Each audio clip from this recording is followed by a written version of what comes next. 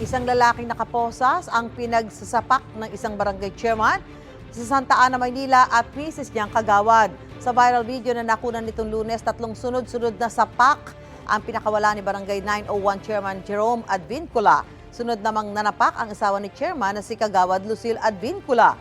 Ayon sa Manila Police District, ang lalaking sinaktan ay isa sa 6 na inaresto ng kapitan at ilang tanod dahil maingay umano habang nag-iinuman.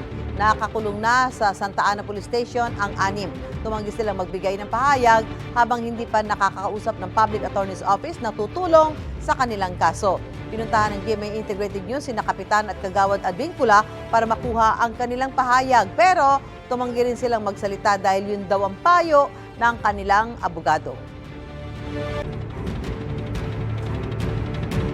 Gusto mo bang mauna sa mga balita? Mag-subscribe na sa GMA Integrated News sa YouTube at tumutok sa unang balita.